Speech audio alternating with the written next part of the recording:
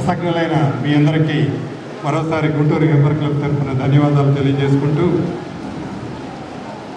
నాగేశ్వర గారు, జ్యోతి శ్రీ సయ్యద్ జవహర్ గారు, DGM and regional head, Union Bank of India Guntur ఆహ్వానిస్తున్నాము. మా క్లబ్ కార్యదర్శి, సెక్రటరీ శ్రీమతి అత్తలూరి నాగజ్యోతి గారిని జవహర్ గారికి ఒకే అందించవలసిందిగా కోరుతూ ఉన్నాము.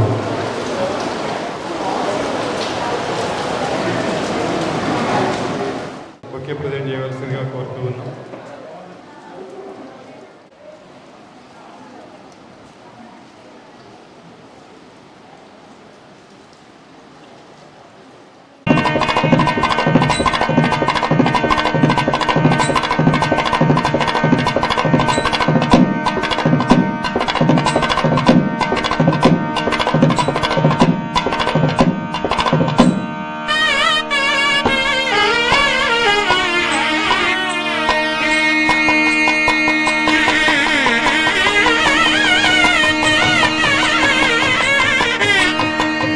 పెద్దలందరికీ కూడా నమస్కారం. వేదిక ముందున్న కళాకారులు, కళాభిమానులు, భక్త మాస్టర్లందరూ కూడా నమస్కారం. గుంటూరు హ్యూమర్ క్లబ్ వారి 117వ హాస్యవల్లిది. చాలా సంతోషం. 100 దాటి 17 పెరిగినాయి. ఇంతకుముందు కూడా చెప్పాను చాలాసార్లు కూడా, హాస్యవల్లి అంటే నవ్వించడం చాలా కష్టం, ఏడిపించడం ఈజీ, కానీ ఒక వ్యక్తిని నవ్వించాలంటే చాలా కష్టం. వీళ్ళు ఎన్ని కష్టాలు పడతారో ఏది నవ్వించడానికి ప్రతిరోజు కూడా వాళ్ళు ప్రాక్టీస్ చేస్తా, వాళ్ళ ప్రతి ఒక్కరు కూడా వాళ్ళ వాళ్ళ ఉద్యోగాలు చేసుకుంటూ దీనికి కొద్దిగా టైం కేటాయించి ఆ టైంలో ఇవన్నీ కూడా ప్రాక్టీస్ చేస్తారు. ఒకసారి వేసిన స్కిట్ ఇంకోసారి వేయకూడదు, ఒకసారి ఉపయోగించిన డైలాగ్ ఇంకోసారి ఉపయోగించకూడదు. ఎంత కష్టమో మీ అందరికీ తెలిసిందే. కానీ హాస్యవల్లి అంటే మన ఆలయంలో హాస్యవల్ల జరుగుతుందంటే హ్యూమర్ క్లబ్ వాళ్ళకి చాలా చాలా ప్రాముఖ్యత ఉంది. ఇలా 2-3 ఫోన్ చేశారు, ఏమంటే ఇలా హాస్యవల్ల కార్యక్రమం ఉంది కదంటే వస్తాను నేను అని అన్నారు. మళ్ళీ ఆయన వచ్చేటలేదు తెలియదు, కానీ ఎందుకంటే వర్షం పడుతుంది. అంత పేరు హాస్యవల్ల అంటే ప్రతి ఒక్కరు కూడా ఎంతోమంది ఆసక్తిగా ఎదురు చూస్తున్నారు. ఈరోజు ప్రపంచంలో ఏ డాక్టర్ చూసినా కూడా, లేక ఏ విద్యావేత్త కానీ, ఏ యోగా మాస్టర్ కానీ చెప్పేది ఏంటంటే, మీ ఆరోగ్యం బాగుండాలంటే నవ్వండి. కనీసం నవ్వడానికి ఎవరైనా జోకు లేకపోతే ఆర్టిఫిషియల్గానే నవ్వండి, నవ్వుతే మీ ఆరోగ్యం బాగుంటుందనే విధంగా ఈరోజు ప్రతి ఒక్కరు కూడా విద్యావంతులు చెప్తున్నారు, డాక్టర్లు చెప్తున్నారు, ప్రముఖులందరూ కూడా చెప్తున్నారు. ఎందుకంటే నవ్వుతే అంత బలం.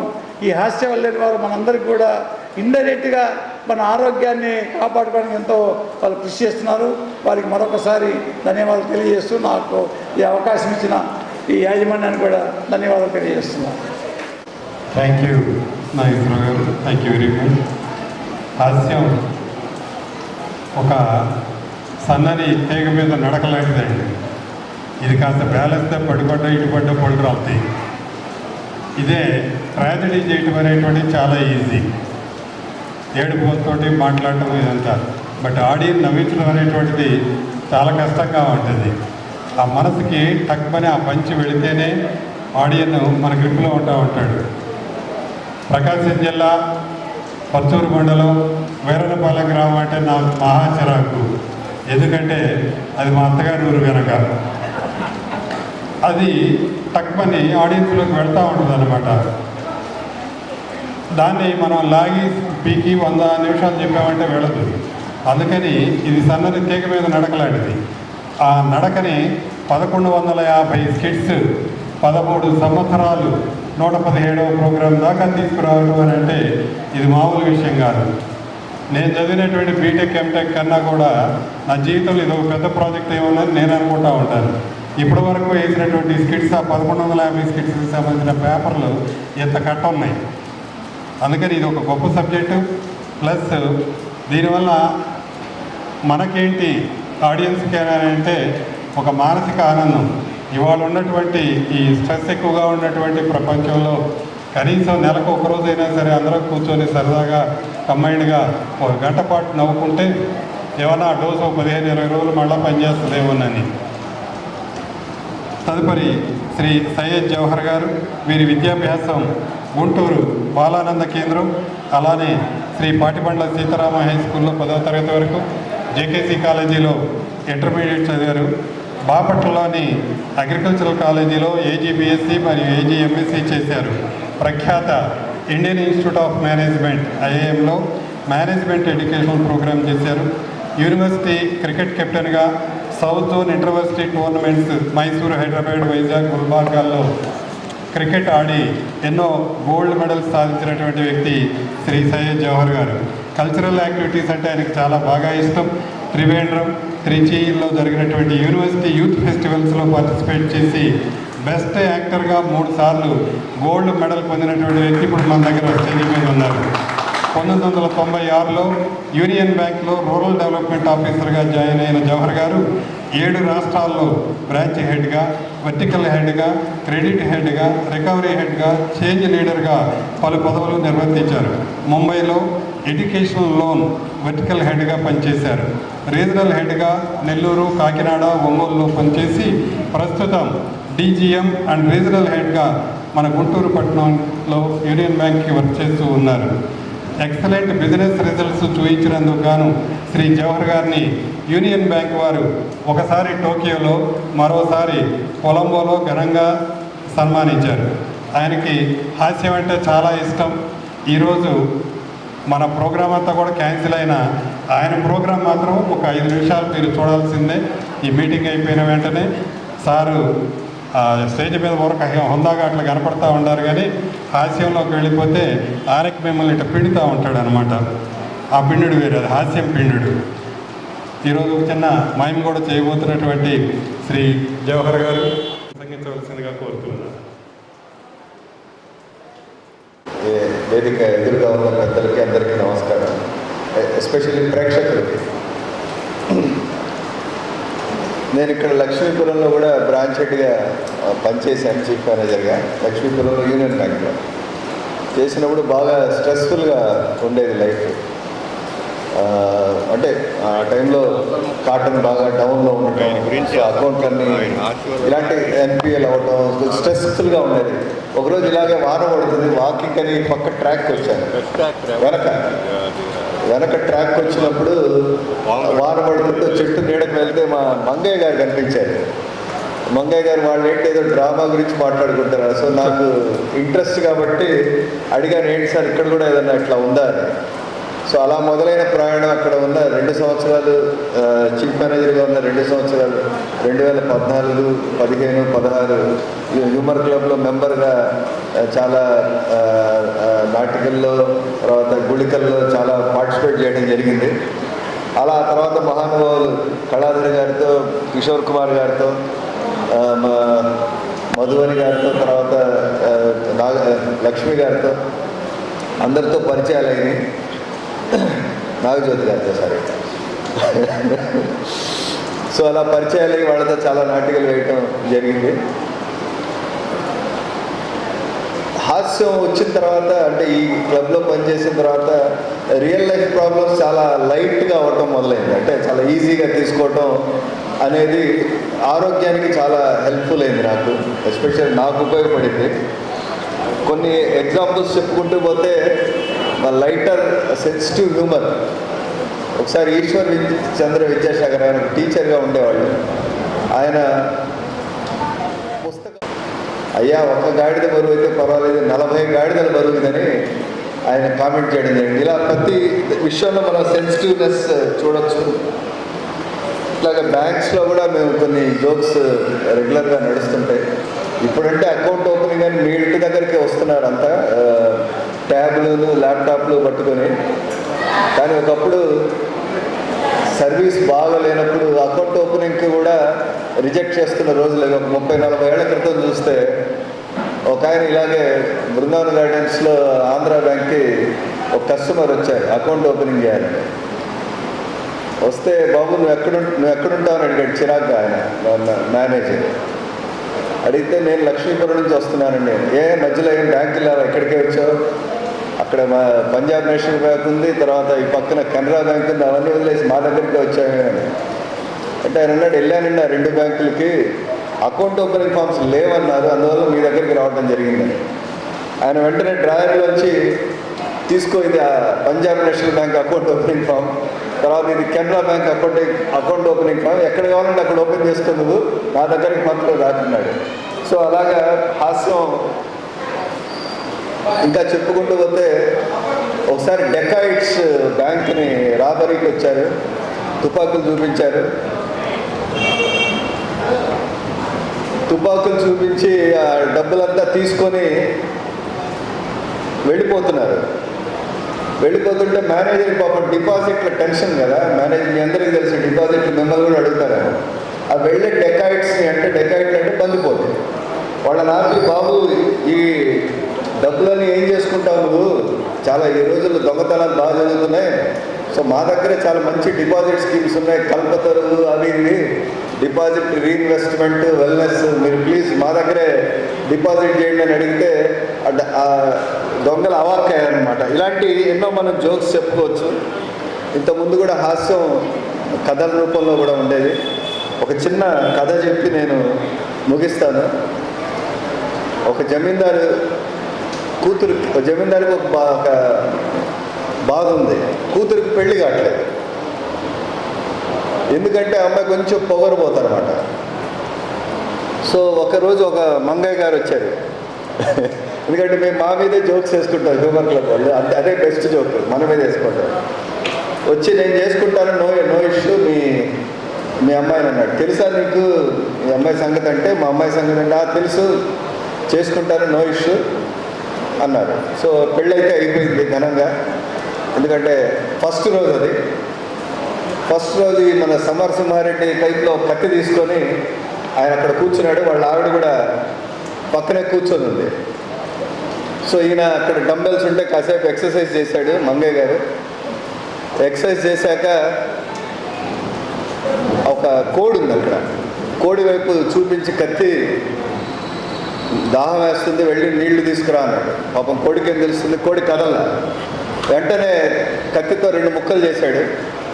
కోడిని తల మొండం వేరు అయిపోయినాయి. తర్వాత మళ్ళీ అక్కడ కుక్క ఉంటే కుక్క వైపు కూడా చూశాడు. చూసి దాహం వేస్తుంది, వెళ్ళి నీళ్లు తీసుకురా అన్నాడు. పాపం కుక్కకు కూడా ఏం తెలియలేదు, ఒకే వేటు 2 ముక్కలు దాని తల. ఈసారి వైపు తిరిగాడు. దాహం అనకు ముందే పరిగెత్తుకుంటే నీళ్లు తీసుకొచ్చేసింది. ఇక అక్కడి నుంచి ఫుల్ కంట్రోల్, ఫుల్ చెప్పు చేతల్లో ఉండేది. ఈ విషయం మామగారికి తెలిసింది. అరే కూతుర్ని కంట్రోల్లో పెట్టాడు, ఎలా పెట్టాడు అని చెప్పి. ఎందుకంటే ఆయన ఇంట్లో కూడా ప్రాబ్లం ఉంది. కూతురు ఎలాంటిదో అమ్మ కూడా అలాంటిదే. సరదా సార్. సో కూతురు అమ్మ కూడా అలాంటిది, ఈయన కూడా ఇంట్లో ప్రాబ్లం ఉంది. ఏం చేశారో టెక్నిక్ అంతా ఫార్ములా కనుక్కున్నాడు. కత్తి కూడా రిక్వెస్ట్ చేసుకున్నాడు, అప్పు తీసుకున్నాడు, ఇదే కత్తి, అదే కత్తి వాడదామని. అలాగే డంబెల్స్ కూడా అరుగు తీసుకున్నాడు.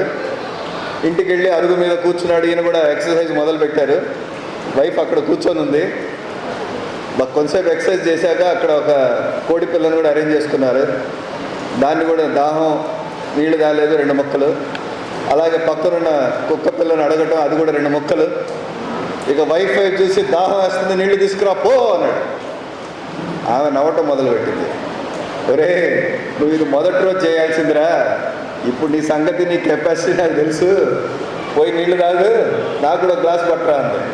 సో ఇలాంటి స్టోరీస్ కూడా సరదాగా మనం చేయొచ్చు. సో నేను ముగించే ముందు లాస్ట్ మా ఫాదర్ కూడా ఇక్కడ ఒక డ్రామా వేశాం, దాణాగిరి అని. మా డాక్టర్ గారితో, మంగయ్య గారితో కలిసి మా నాగజ్యోతి గారితో డ్రామా వేసినప్పుడు అది డ్రామా చూడటం జరిగింది. ఆయన బాగా సిన్సియర్ ఆఫీసర్, బాగా very straight forward educational officer ఆయన. సో అదే ఇంపార్టెంట్ వాల్యూ అనుకునేవారు జీవితంలో. అట్లాగే నేను కూడా చిన్నప్పుడు వేసిన డ్రామాలన్నీ కొంచెం సిన్సియర్ ఆఫీసర్ లాంటి డ్రామాలే వేసామన్నమాట, అంటే నీతులు చెప్పడం ఇలాంటివి. కానీ ఈ డ్రామా చూశాక ఇందులో కామెడీ హీరో, కామెడీ ఉంటుంది, మళ్ళీ విలువలు కూడా ఉంటాయి. ఆయన ఆ వయసులో 80 ఏళ్ల వయసులో ఈ 2 ముఖ్యమే జీవితంలో అనేది ఆయనకు తెలుసు. కాబట్టి ఆయన నాకు నువ్వు వేసిన రోల్స్ అన్నింటిలో బెస్ట్ రోల్ రా ఇది, నేను చాలా ఎంజాయ్ చేశాను జీవితంలో అని చెప్పి ఆయన చెప్పడం జరిగింది. అందుకని ఫ్రెండ్స్ నేను అందరికీ చెప్పేది ఏంటంటే కామెడీ అనేది జీవితంలో విలువలతో పాటు కామెడీ కూడా చాలా ముఖ్యం ఒక వయసు వచ్చిన తర్వాత. సో మీరు ఇక్కడ ప్రోగ్రామ్స్ అన్ని ఆస్వాదిస్తారని మనస్ఫూర్తిగా కోరుకుంటూ సెలవు తీసుకుంటున్నాను. Thank you. మాతో కలిసి కొన్ని వందల స్కిట్స్ వేశారు. ఈ 1150 స్కిట్స్లో చాలా స్కిట్స్లో జవహర్ గారు ఉన్నారు.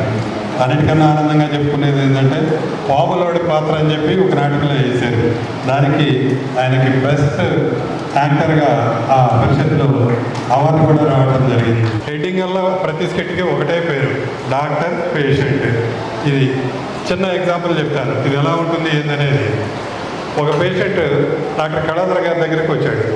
ఈయనేమో కూల్గా ఉండేటువంటి మనిషి, ఆడెక్కడో పల్లెటూరు నుంచి వచ్చేసాడు అనమాట. నిన్న కూడా వచ్చాడు, మళ్ళీ ఇవాళ వస్తున్నాడు. ఆ లోపలికి వస్తానే ఆ స్లిప్ ఒకటి తీసుకొని లోపలికి వచ్చేసి, అవునండి డాక్టర్ గారు ఏందండి బాబు ఏం మందు రాశారండి? ఈ మందు కోసం మా గురిజాల రేట చేతుల మొత్తం పల్లాడి ఏరియా అంతా తిరిగారండి బాబు, ఎక్కడ దొరకలేదు ఏంటండి. ఇవాళ గుంటూరు వచ్చి పురుగు మందుల షాపుల్లో కూడా తిరిగారండి బాబు, ఎక్కడ దొరకలేదండి. డబ్బాలో గులకరాలు పోసి కొట్టాడు, కొడతా ఉంటాడు వీడు. డాక్టర్ గారు ఏమో కూల్గా ఉంటాడు. ఏంటయ్యా అంత దొరకని ముందు ఏమి రాశాను, ఏది ఆ చీటీ ఒకసారి ఇవ్వు అన్నాడు. వెంటనే డాక్టర్ గారు ఆ చీటీ తీసుకొని చదువుతూ ఉంటాడు. ఇందులో దొరకని ముందు ఏందయ్యా? వాడు అబ్బా అటు కాదండి ఎరక తిప్పి చూడండి అంటాడు. ఈయన ఎరక తిప్పుతాడు నిదానం. నీ రొంపదగా ఇది మందు కాదురా, నేను నువ్వు వచ్చినప్పుడు నా పెన్ను సరిగ్గా పడుతుందో లేదో అని చెప్పి చూసుకున్నాను అని అంటాడు. ఒత్తిడి పెడుతుంటాం కదా అప్పుడప్పుడు. వాడు అది కూడా ముందని చెప్పి దేశాలు ఏమంటే తిరుగుతూ ఉన్నాడు. వాడు ఊరుకుంటాడా? పల్లెటూరు నుంచి వచ్చిన వాళ్ళు ఇంకా తెలివిగా ఉంటారు. వాడు ఊరుకోడు. వెంటనే పోతా పెన్ను సరిగ్గా పడిందో లేదోనని చెప్పి రాసుకున్నారా? నీ తలరాతలాగానే నా తలరాతలాగానే ఉంది మీ చేతి రాత కూడా అని చెప్పి ఈయన మీద జోకేసి వెళ్తా ఆడదాకా పోయి మళ్ళీ వెనక్కి వచ్చి, అవును డాక్టర్ గారు మా గురిజాల్లో ఏందంటే ఆ మందుల షాపు దగ్గరికి పోతే ఈ మందు రేపు సాయంత్రం వస్తుందని చెప్పాడు అని అంటాడు. చూడండి కామెడీ రకరకాలుగా వెళ్తూ ఉంటుంది. డాక్టర్ల దగ్గర పేషెంట్ల దగ్గర ఇలా వెళ్తూ ఉంటుంది. బాలసుబ్రహ్మణ్యం గారు, వీరి తండ్రి గారు సాంబశివరావు గారు, స్వస్థలం యనమదల గ్రామం. దాదాపు ఇక్కడ ఉన్నటువంటి పెద్దవాళ్ళకి ఎక్కువ మందికి బాలసుబ్రహ్మణ్యం గారు తెలుసు. ఎలా అంటే ఇవాళంటే టౌన్లో క్యాటరర్స్ చాలామంది వచ్చారు, కానీ ఆయన చూసి వచ్చారు వీళ్ళంతా. మౌర్య క్యాటరర్స్ అనేటువంటి పేరుతో గుంటూరులో ఇక సెకండ్ నేమ్ అనేటువంటిది లేకుండా క్యాటరింగ్ రంగంలో బాగా నిష్ణాతుడిగా పేరున్నటువంటి వ్యక్తి శ్రీ పనకల బాలసుబ్రహ్మణ్యం గారు. వీరిది యనమదల గ్రామం. 2014లో స్వచ్ఛ భారత్ మిషన్ ఎట్ యనమదల అనేటువంటి ఆర్గనైజేషన్ స్థాపించి శ్రీ మౌర్య ఫౌండేషన్ ద్వారా నడుపుతూ ఉన్నారు. యనమదల్లో అన్ని కమ్యూనిటీల స్టూడెంట్స్ని గ్యాదర్ చేసి స్వచ్ఛంద కార్యక్రమాలు చేయటం, ఈవినింగ్ ఊళ్ళోని విద్యార్థులకు అందరికీ ఫ్రీగా ట్యూషన్స్ చెప్పించడం, మోటివేషన్ క్లాసెస్ ఇవ్వడమే కాకుండా ఇప్పటి వరకు సుమారు 5 లక్షల మొక్కలు ఇచ్చి నాటించడం జరిగింది. ఖచ్చితంగా మనం వారికి ధన్యవాదాలు తెలియజేయాలి. యనమదల గ్రామం మొత్తాన్ని దత్తత తీసుకొని పలు అభివృద్ధి కార్యక్రమాలు చేస్తూ ఉన్నారు. Prathipadu CMC hospital development committee మెంబర్గా, గుంటూరు జిల్లా హోటల్స్ అసోసియేషన్ ప్రెసిడెంట్గా, క్యాటరర్స్ అసోసియేషన్ ఫౌండర్ మెంబర్గా వర్క్ చేస్తూ ఉన్నారు. మౌర్య క్యాటరర్ సుబ్రహ్మణ్యం గారు అని అంటే తెలియని వారు ఉండరేమో. ముఖ్యంగా చెప్పుకోవాల్సింది, గత 5-6 సంవత్సరాల నుంచి నాకు మొదటి నుంచి కొంచెం అవగాహన ఉన్నా కూడా వీరి నేతృత్వంలో Rotary Club of Guntur centennial దానికి పాస్ట్ ప్రెసిడెంట్గా శ్రీ సుబ్రహ్మణ్యం గారు చేస్తున్నారు. ప్రస్తుతం శ్రీ సుబ్రహ్మణ్యం గారు Rotary Club of Guntur centennial regional చైర్మన్గా ఇంటర్ క్లబ్ రిలేషన్స్, అలానే డైరెక్టర్ ఫర్ గ్రామ వికాస్గా వర్క్ చేస్తూ ఉన్నారు. Last 1 year Rotary Club of Guntur సెంటీనియల్కి ప్రెసిడెంట్గా వర్క్ చేసిన టైంలో దాదాపుగా 30 లక్షల రూపాయల వర్క్ చేసినటువంటి వ్యక్తి మిత్రుల సహకారంతో శ్రీ సుబ్రహ్మణ్యం గారు. వారిని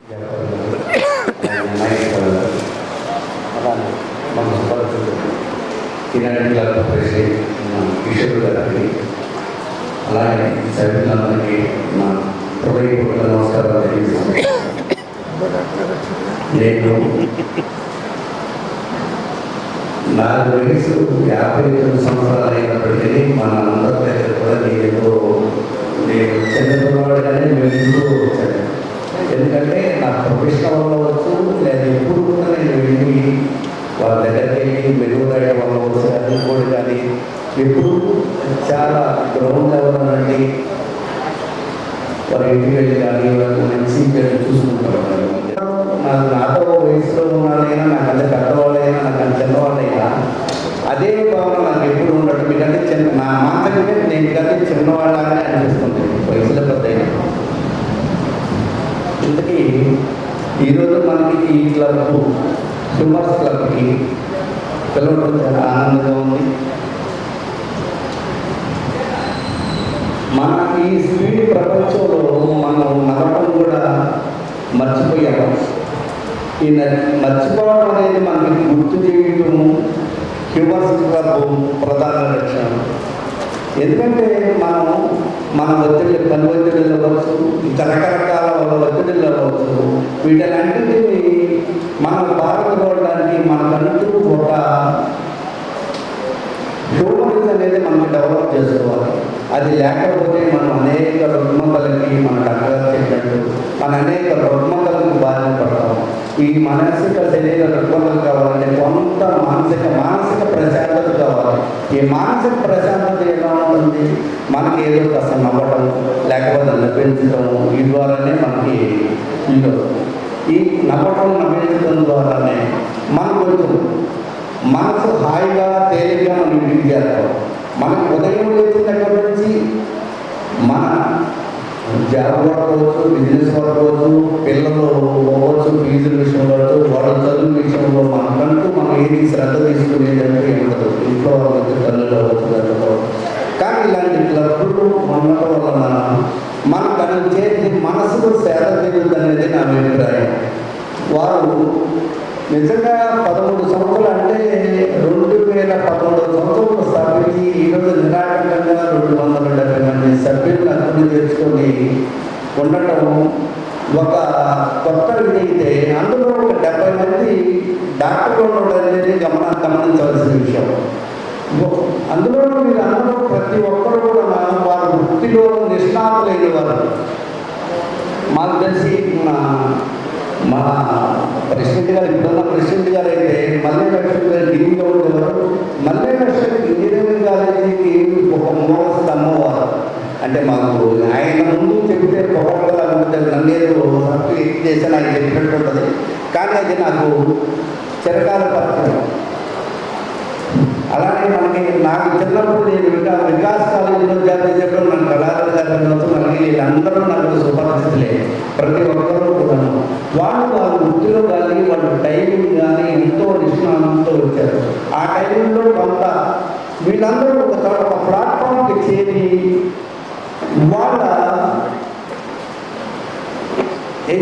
వాళ్ళ కళల్ని వాళ్ళ వెలుగు పుట్టుతూ మనమే ఆనందపజేస్తూ వాళ్ళు కూడా ఎంజాయ్ చేయడం అనేది చాలా గొప్ప విషయం. అలానే దాదాపు 1150 స్క్రిప్టులు తయారు చేశారని విన్నాను. 13 సంవత్సరాలలో 1150 స్క్రిప్టులు రకరకాల ఎక్కడ వరకు మనకి వెంకటేశ్వర విజ్ఞాన మందిరంలో కానీ, మన పోలీస్ కళ్యాణ మండపంలో కానీ, ఎల్వీఆర్లకు రకరకాల స్థలాల్లో వాళ్ళు ఎన్ని స్క్రిప్టులు చేయడం, వాళ్ళు ఎంత టైం వెచ్చించి మన కోసం వాళ్ళు దేంట్లో మన కోసం ఈ నాటికలు ఇంత టైము వాళ్ళు మరి రిహార్సల్ వేసుకొని దాదాపు బట్ ఒక స్క్రిప్ట్ వాళ్ళు స్వీయ రచన అనుకుంటాను. ఎందుకంటే ఎన్ని స్క్రిప్ట్ అన్ని స్వీయ రచన అయ్యి ఉండొచ్చు అనుకుంటున్నాను నేను. మొత్తం వాళ్ళ సొంత రచనతో తయారు చేయడం అనేది మామూలు విషయం కాదు. ఈరోజు మనం మామూలుగా చూస్తుంటే ఒక అంటే ఏదో ఉన్న కాపీ చేసే సినిమాలు కూడా అందులో 4 సినిమాలు చేసి ఒక సినిమా తీయడం, 4 డ్రామా చేసిన అలాంటి కాకుండా మనం అందరూ చూస్తాం. ఇన్ని స్క్రిప్టులు తయారు చేసి 1150 స్క్రిప్టులు తయారు చేయడం మామూలు విషయం కాదు. ఇలా స్క్రిప్టులు తయారు చేసి ఎందరైనా నిర్మించుకుంటూ వాళ్ళ సున్నితమైన దీని అంశం తీసుకొని మన మనసులోకి వెళ్ళారంటే నేను చాలా హర్షించదగ్గ విషయం. మనందరం గుర్తుపెట్టుకోగల విషయం అని చెప్పినంత వాళ్ళని. అలానే ఇలాంటి ఇంకా రకరకాల ఇప్పుడు మన గుంటూరు ఇక్కడే చూస్తూ ఉన్నాం. వాళ్ళు రేపల్లె, తెనాలి, తర్వాత విజయవాడ, వైజాగ్ ఇట్లా రకరకాల జిల్లాల్లో వాళ్ళు స్కిప్ చేసి చాలా మంచి ఉన్నత స్థాయికి వెళ్ళారు. ప్రతి చోట అభినందనలు తెలియజేసుకుంటూ అది కూడా మనకి గురువులు గర్వకారణం చెప్పి నేను మరోసారి వాళ్ళకి ధన్యవాదాలు తెలియజేసుకుంటున్నాను. ఈ విధంగా మనం ఎప్పుడు కూడా హాస్యము అనేది మనలో కనుక ఉంచుకుంటుంటే అది ఎక్కువ హాస్యం అనేది ఎదుటి వాళ్ళని నొప్పించకుండా తగు జాగ్రత్త చేసుకుంటా సరదాగా నవ్వుకుంటూ మనందరినీ మనతో పాటు ఫ్రెండ్స్తో ఉండడం హాస్యాలు ఎంతో మన కిషోర్ గారు అంటే మాకు క్లబ్ కిషోర్ గారు అంటే చాలా సరదాగా ఉంటుంది. అటువంటి అట్లా చక్కగా గడిచిపోతూ ఉంటుంది. అందరూ కిషోర్ గారు చుట్టూతో చేరిపోతారు ఉంటారు మామూలుగా. వారు ప్రతి వ్యక్తిని కూడా ఎంతో గౌరవంగా ఎంతో ఇదిగా వాళ్ళ దృష్టిలో కూడా మాట్లాడుతున్నారు. అలా ఎందుకు చెప్తున్నానంటే వాళ్ళ నైజం అలా వాడినట్టు ఇంజెక్ట్ చేసుకున్నారు. వాళ్ళు ప్రతి వాళ్ళని సరదాగా ఉంచాలి, మనం ఇలా ప్రతి మనతో ఉన్న వాళ్ళందరినీ సరదాగా ఉంచాలనే నేపథ్యం వాళ్ళకి అలవాటుపోయింది వాళ్ళ మామూలుగా. అలాగే వారి అందరికీ నేను కూడా ఆ హ్యూమర్స్లకు పాల్గొనగానే అందరికీ కూడా ధన్యవాదాలు తెలియజేసుకుంటూ నేను సెలవు తీసుకుంటాను. థ్యాంక్ యూ బాలసుబ్రహ్మణ్యం గారు. మీటింగ్ ముందులోనే చెప్పు ఉండాల్సింది నేను. ఇవాళ స్టేజీ మీద ఉన్న ముఖ్య అతిథులు ఇద్దరూ మంచి గొప్ప కళాకారులే. బాలసుబ్రహ్మణ్యం గారు కాసేపు ఇక్కడ సీరియస్గా నిలబడి ఇచ్చినటువంటి పాత్ర అది ముఖ్య అతిథి అన్నాం కాబట్టి మొన్న రోటరీ క్లబ్ ఆఫ్ గుంటూరు సెంటీనియల్లో బంధం అనేటువంటి ప్రోగ్రాంలో ఒక సాంగ్కి ఆయన చక్కగా డాన్స్ చేశారు. నేనే ఆశ్చర్యపోయాను అన్నమాట. కింద కూర్చొని మేమందరం వన్స్ మోర్ అని చెప్పి చప్పట్లు కొడుతూ ఉన్నాం.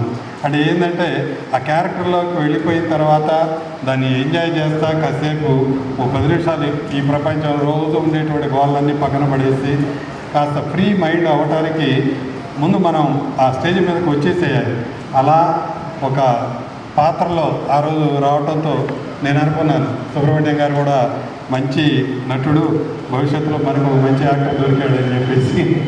థ్యాంక్ యూ సుబ్రహ్మణ్యం గారు. డాక్టర్ ఎన్వికే ప్రసాద్ గారిని, డాక్టర్ కళాధర్ గారిని, అలానే రాజశేఖర్ గారు, ప్రదీప్ గారు, లింగా పున్నయ్య చౌదరి గారు స్టేజ్ మీదకి రావాల్సిందిగా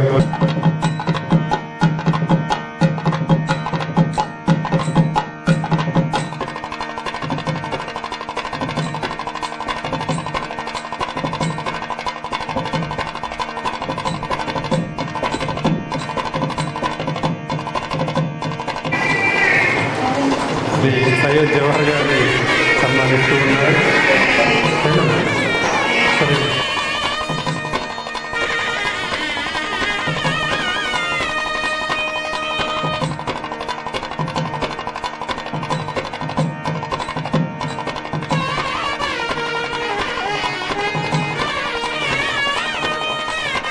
డాక్టర్ ఎన్వికే ప్రసాద్ గారు అది కోరుతూ ఉన్నాను.